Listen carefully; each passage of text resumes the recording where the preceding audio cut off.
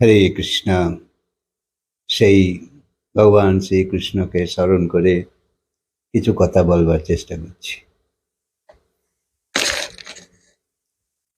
সংসারের বেশিরভাগ লোকই অন্ধ এবং কালা আধ্যাত্মিক দিক দিয়ে।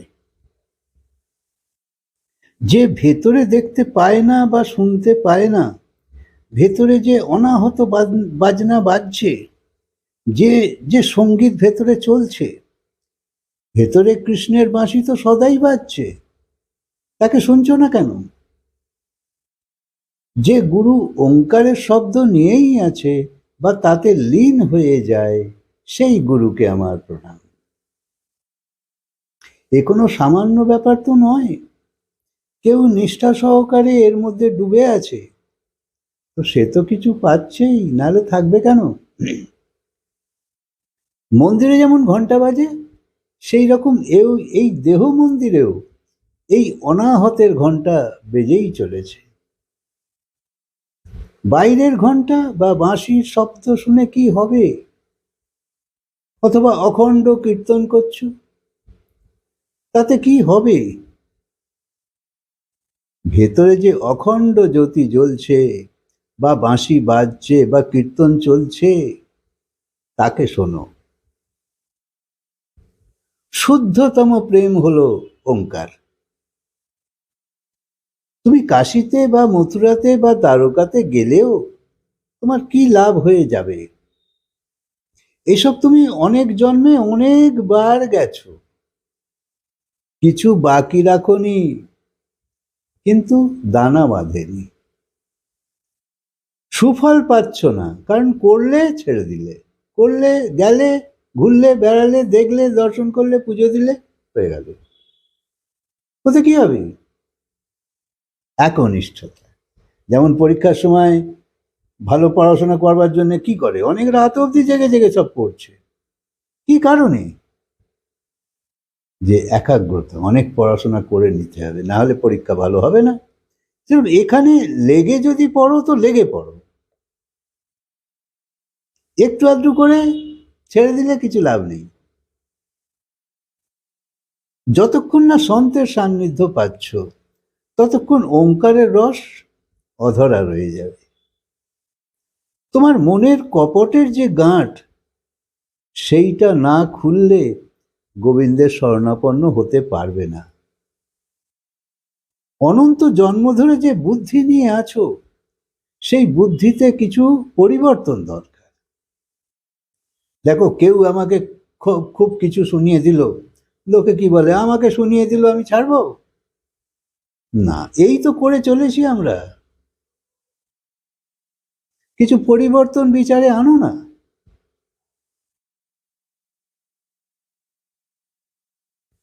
ধনের সাহায্যে যা কিছুই করছো, সে তো শুধুই আড়ম্বর।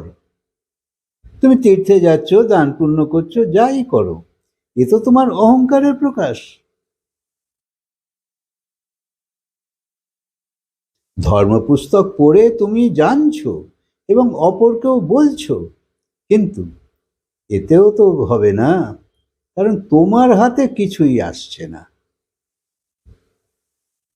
তাই শুধু উপদেশ দিয়ে বকবক করে তুমি একদিন মরেই যাবে।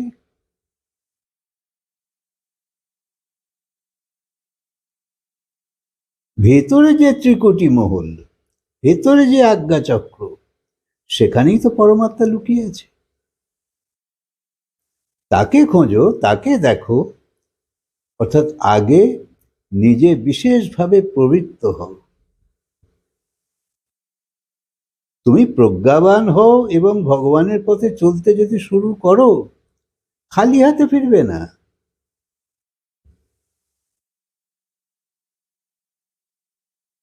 গুরু যখন তোমায় ওঙ্কারের রহস্য জানাতে চাইবে, সে তো এক দুর্লভ সংযোগ। যা দেবে গুরুর থেকে পাবে, আর গুরু মুখে বলুক না বলুক তোমায় দিতে থাকে। যদি তোমার নিষ্ঠা থাকে, শ্রদ্ধা থাকে, বিশ্বাস থাকে,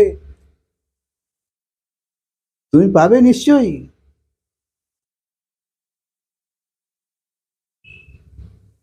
যেখানে যেতে হবে সেখানে তো তোমায় একলাই যেতে হবে, আর সেখানে লেখাপড়ার কোনো ব্যাপার নেই, শুধু অনুভবের ব্যাপার। সন্তের শরণ ধরে ধরে যেখানে পৌঁছতে চাও সেখানে তো এগিয়ে পড়ো। যদি খালি গেরুয়া বস্ত্রই পরো কোনো লাভ হবে না। আসলে সেই রঙে নিজেকে রাঙাতে হবে,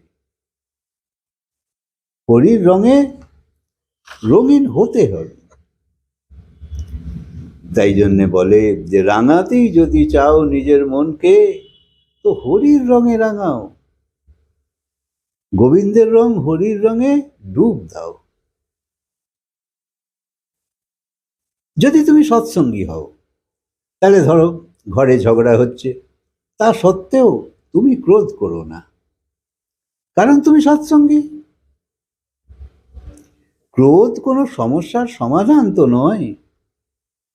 যদি ভক্তি বা জ্ঞানের রাস্তায় যেতে চাও, তো কমসে কম ক্রোধ থেকে তো নিজেকে বাঁচাও। ভেতরে আবেশ ক্রোধ থাকলে শান্তি কি আসবে? সবারই এই অভিজ্ঞতা আছে, যখন ক্রোধ চলছে অশান্তি চলছে, শান্তি কই? তাই শান্তি সহনশীলতা এসব অন্তরপ্রেমে নিয়ে আসতে হবে, তবেই তো ভেতরের পূর্ণতা আসতে থাকবে। ঘরে সবাই ক্রোধ করলে যদি তুমিও করো, তো তুমি যে সৎসঙ্গী তার কি প্রমাণ রইল? জানবে যে বলছে তার প্রতি নয়, বরং যে সহ্য করছে তার প্রতি ভগবানের কৃপা হয়। ঠাকুর রামকৃষ্ণ বলেছিল, যে সয় সে রয়। ভগবানের কৃপা তার উপর আসতে থাকে। তাই নিজেকে একটু ধরে থাকো, সবেতেই জেতবার চেষ্টা করো না।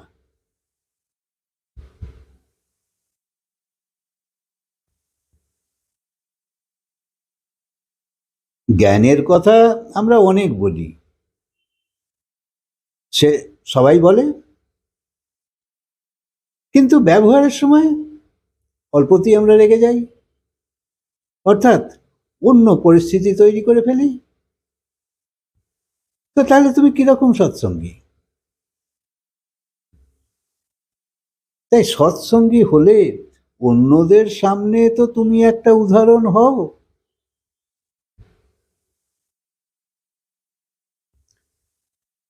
না হলে অন্যেরা তোমার কথা শুনে সৎসঙ্গে আসবে কেন? সৎসঙ্গের অর্থ হলো ব্যবহারের পরিবর্তন।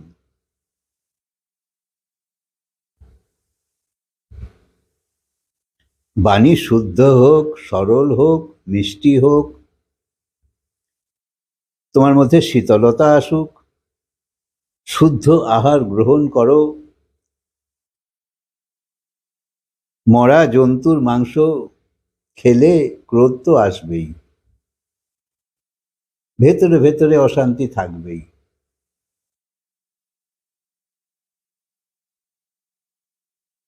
মাংস ডিম নেশা এসব সঙ্গে থাকলে কি করে ভগবানের ভক্তি হবে বলো? এগুলো সব তমগুণী আহার, অর্থাৎ নিকৃষ্ট আহার বলা হয়েছে। যদি প্রকৃত সৎসঙ্গী হতে চাও, তাহলে তোমার প্রত্যেক ব্যবহারের মধ্যে ভগবানের নামকে তো স্মরণ করো। তবেই তোমার গীতার জ্ঞান তোমার অনুভবে আসতে থাকবে। গীতা অনেকেই পড়ে, আস্তে আস্তে সব ঠিক হয়ে যাবে। গীতা ব্যবহারিক, খুব জীবনে কাজে লাগে এবং প্রেরণাদায়ক।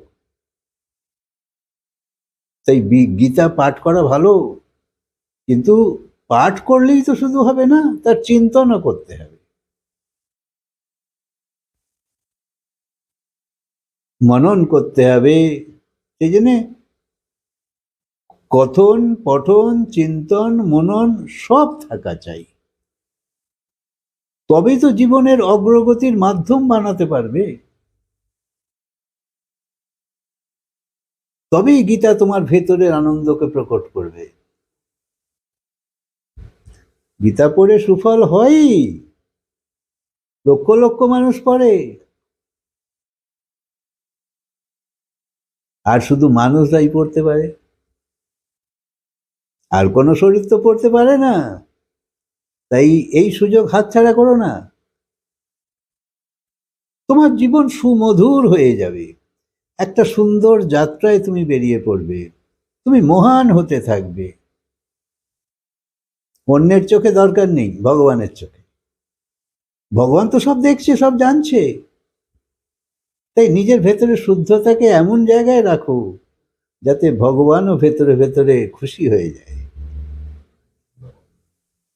যেখানে শান্তি আছে, নিশ্চিন্ততা আছে, আনন্দ আছে, সেখানেই তো তুমি থাকতে চাও। তাই অজ্ঞানতা থেকে জ্ঞানের দিকে চলো। মানব শরীর পেয়েছো, তাই অপগুণ এবং দুর্গুণের থেকে সদ্গুণের দিকে তো চলো। কোনটা দুর্গুণ কোনটা অপগুণ একটু তো আমরা বুঝি।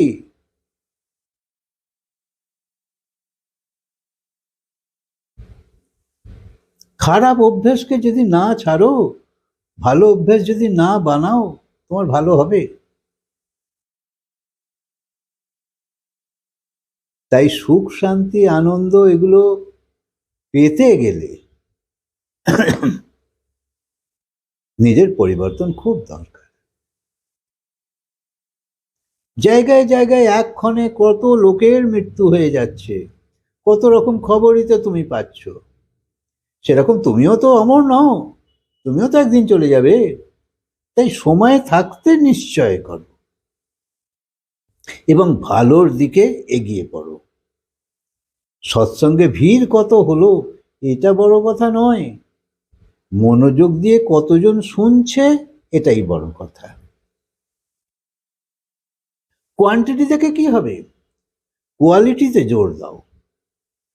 কারণ ভগবানের দিকের যাত্রা কখনো ব্যর্থ হয় না, বা ভগবানের জন্য যে সময় তুমি ব্যয় করছো তা কখনো বেকার যাবে না। তাই কুসঙ্গ থেকে সৎসঙ্গের দিকে চলো, সবাই সুখ কামনা করো, অনন্ত শান্তির পথে এগিয়ে চলো, তোমার জীবনে মধুরতা আসবে। তাই সৎসঙ্গী একটা বলে নিজে একটা নিদর্শন হও। হরে কৃষ্ণ। কথাকে আজকে বিরাম দিই, আবার বলবো।